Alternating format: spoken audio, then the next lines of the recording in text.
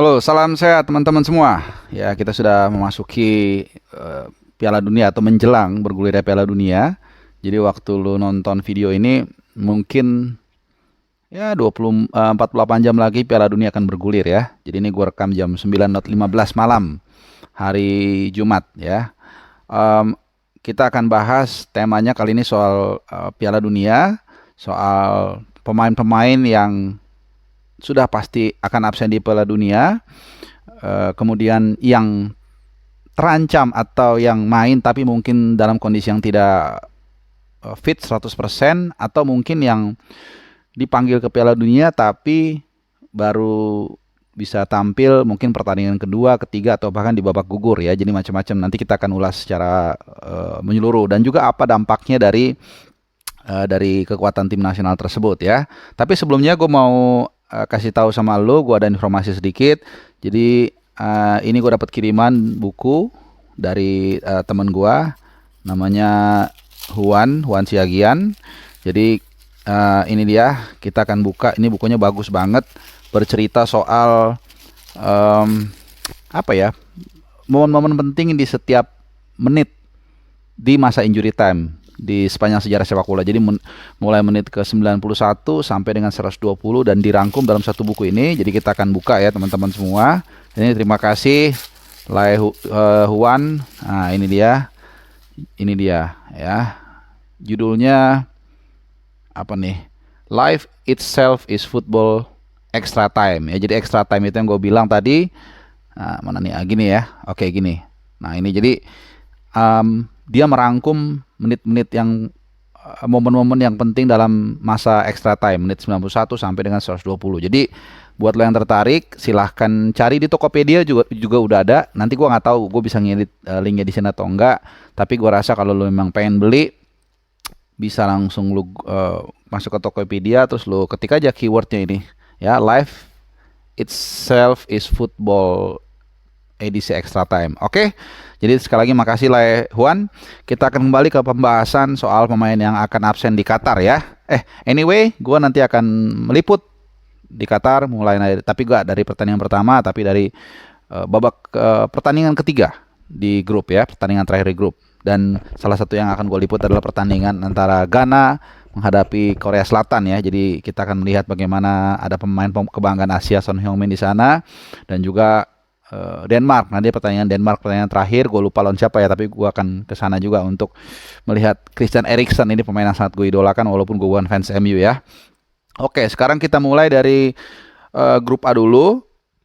Jadi grup A ini yang paling menarik isunya adalah absennya Sadio Mane ya. Jadi Sadio Mane tadinya sempat diisukan akan dipanggil ke Qatar, tapi baru main mungkin pertandingan terakhir grup atau knockout. Tapi 2 hari lalu ya, atau kemarin ya, gue baca update terakhir dan mungkin lu juga udah baca, Mane dipastikan tidak akan tampil full atau sama sekali. Dia akan tidak akan ke Qatar karena ya didiagnosa cederanya cukup parah dan harus menjalani operasi. Jadi ini kerugian yang sangat besar buat Senegal di Piala Dunia kali ini ya, karena mereka sebenarnya punya kualitas tim yang cukup baik ya. Mereka kita semua tahu ada trio duo Chelsea di lini belakang, ada Koulibaly dan juga Edouard Mendy.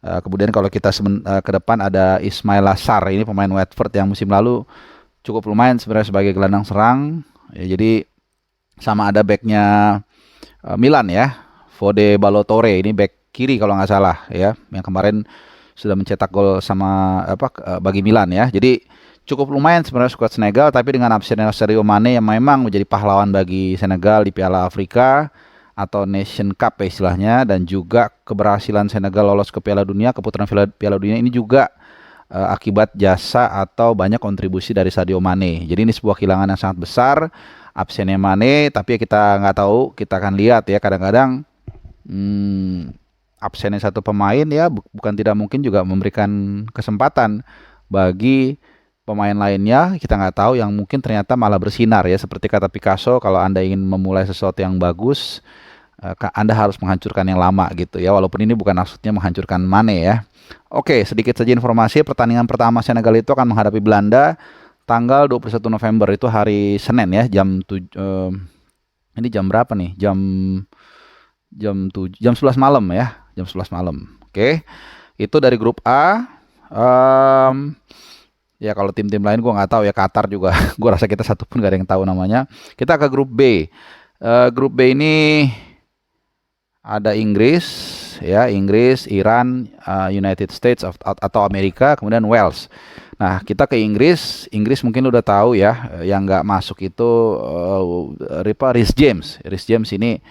Jadi at the same times Inggris ini seperti tadi, kalau di Euro musim lalu mereka banyak berlimpah bek kanan, ya ada Trippier, ada apa namanya? Ada Alexander Arnold, ada Rhys James, ada Kyle Walker, tapi all of a sudden ya mereka sekarang harus tanpa Rhys James. Kemudian TAA juga lagi agak turun performanya. Kyle Walker sebenarnya sudah pulih. Ya, tapi kemarin sempat agak deg-degan, sempat terancam gak ikut, tapi ternyata bisa dipanggil sama Southgate. Dan satu ya yang absen itu adalah Ben Chilwell. Jadi sebenarnya Inggris ini kalau kita lihat ada krisis di sisi kiri, pertahanan kiri. Hanya Luke Shaw nih kalau gue lihat ya yang murni bek kiri, sisanya bek tengah sama bek kanan. Ya nih John Stones tengah ke kanan, Kyle Walker pure kanan, mainly Harry Maguire tengah. Ini by the way katanya kapten ya. Trippier kanan, Eric Dyer tengah. Mungkin Connor Coady ya yang apa namanya? Ini juga tengah juga sebenarnya, tapi bisa kanan sekali-sekali, dan Ben White tengah sama kanan. Jadi ini berat ke kanan sebenarnya tim nasional Inggris. Hanya mengandalkan Luke Shaw di kiri ya. Kalau Luke Shaw cedera agak repot juga ya. Kita nggak tahu apakah mungkin memaksa pemain lain seperti Ben White mungkin ditaruh di kiri, gua nggak tahu, karena dari back-back yang dipanggil Southgate ini rata-rata cuman Luke Shaw yang rajin atau yang memang biasa main di kiri. Pertandingan pertama, Inggris akan menghadapi Iran hari Senin jam 8 malam, ya malam lah kurang lebih ya. Jadi kita lihat ya bagaimana skuad Inggris ini istilahnya pincang di kiri. Nah, itu dari grup B. Kita ke grup C, Argentina, kemudian ini gue nggak hafal semua ya ini apa isi-isinya, kecuali grup Jerman yang gue hafal ya, ada Spanyol. Argentina, Arab Saudi, Meksiko, Polandia. Polandia kayaknya aman ya, Lewandowski. Kemudian juga Zalewski, Roma, bek kiri Roma juga dibawa. Nah, Argentina ini tadinya kan concernnya si Dybala ya absen, tapi kemarin di pertandingan terakhir lawan Torino di Olimpico dia sudah dimasuki atau dimainkan oleh Jose Mourinho. Kalau nggak salah sekitar 10 menit 15 menit terakhir lah, dan penampilannya cukup bagus banget, langsung hidup permainannya. Jadi artinya memang Dybala memang sudah sembuh lah. Mungkin kita nggak tahu ya, mungkin nggak 100%, tapi let's say 90%, dan itu kan minggu lalu ya. Jadi ada 2 minggu seminggu lebih berjarak, jadi mungkin dia sudah fit 100%, apalagi kalau sudah seminggu memasuki Piala Dunia, 2 minggu mungkin lebih fit lagi, dan dengan asumsi Argentina lolos ke babak berikutnya ya. Jadi Dybala ini kita akan lihat aksinya. Kemudian kita ke grup D. Grup D ini isinya ada Prancis, Australia, Denmark, dan Indonesia. Kita ke Prancis. Ini yang menjadi apa ya, petaka, mungkin sedikit petaka lah, nggak besar-besar amat. Jadi selain yang udah kita tahu, Kante, Pogba gitu-gitu ya. Kemudian ada terakhir itu top skor Bundesliga, ini sangat disayangkan banget ya, Nkunku.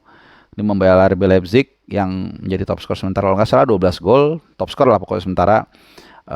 Dan naasnya dia cedera karena waktu sesi latihan di tackle sama Kamavinga kalau nggak salah. Ya, kemudian dia memegangi kakinya, apa lututnya nggak ngerti. Akhirnya dia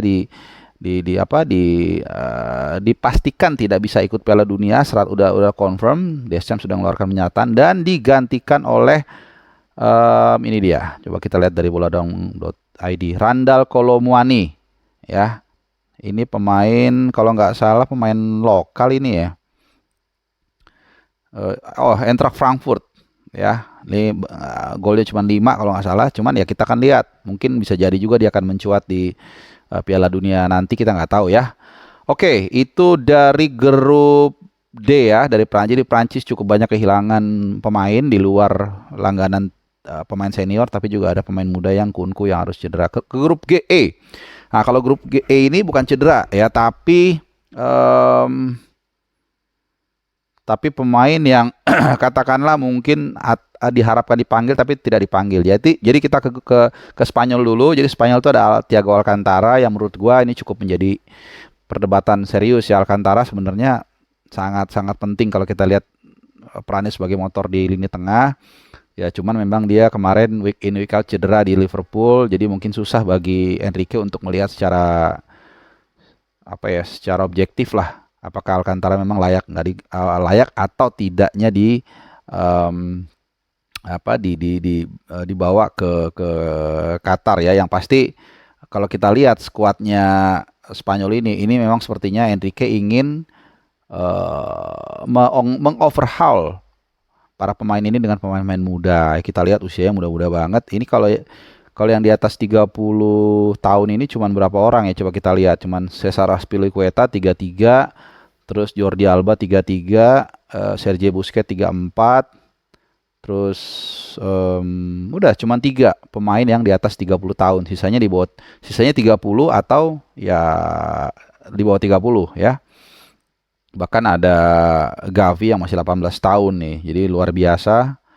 Pedri juga 19 tahun. Jadi ada 2 pemain yang usianya masih di bawah 20 tahun, Pedri dan Gavi. Jadi mungkin emang ingin benar-benar mengkuras pemain Spanyol ini dengan pemain baru ya. Walaupun tentunya ya ada juga yang tua ya seperti Busquets yang memang diperlukan juga untuk memberikan mentor lah gitu ya sebagai pemain senior pengalamannya di ruang ganti. Nah, satu lagi yang menarik adalah dari Jerman. Ini Mats Hummels yang sebenarnya cukup bagus penampilannya bersama Dortmund, tapi nggak tahu kenapa sama mungkin ya si Hansa Flick ini ingin menyegarkan tubuh Die Mannschaft dengan pemain-pemain muda ya. Kalau kita lihat ini dia bawa bahkan pemain ini sama juga nih pemain-pemain muda ya, termasuk si Koko ya. Yosafa Mokoko, ini usianya baru 17 tahun tapi kelihatannya sepertinya sudah senior banget ya. Ya kita akan lihat apakah Ginter, apakah mungkin Rudiger atau Niklas Sule yang akan jadi back tengah nanti di Qatar ya. Oke, itu dari grup E. Lalu kita apakah masih di grup E juga? Ini kayaknya ada yang menarik teman-teman. Ya itu sih ya. Ke grup F. Kalau grup F ya kita udah tahu ya. Lukaku yang terpaksa absen, nggak dibawa. Jadi Belgia akhirnya akan menumpukan lini depannya di Benteke dan juga Origi, bahkan juga Adnan Zanuzaj ini mantan pemain MU juga akan dibawa ya. Dan pertandingan pertama Belgia akan menghadapi Kanada tanggal 23 November. Hari apa tuh? 20, 21, 22, 23 hari Rabu kalau nggak salah ya. Oke, terus kita ke grup F ya, ke grup G. Grup G ada nggak ya? Oh nggak ada. Paling mungkin grup H terakhir. Jadi Portugal sih nggak ada yang kita bahas ya. Mungkin hanya soal Ronaldo. Mungkin akan meledak di sana menurut gua. Motivasinya sangat besar. Tapi karena kita topiknya adalah pemain yang mungkin absen atau dalam kondisi tidak fit, kita bahas Son Heung-min yang beberapa kali atau sebelum gue bikin video ini gue udah bilang Son Heung-min nggak cedera parah ya, tapi ya cukup harus mendapatkan atensi dengan topografi anatomi dia pemain yang sangat penting ya sebagai pemain bintang, bukan mantan tapi top skor kemarin musim lalu IPL. Gue yakin pasti tetap dia akan dibawa ke Qatar, tapi mungkin gue bilang saat itu dia bakal make topeng ya. Ini pernah terjadi dengan siapa, Edgar Davids apa siapa gitu ya. Jadi ya tetap main tapi lebih double protektif lah ya, sehingga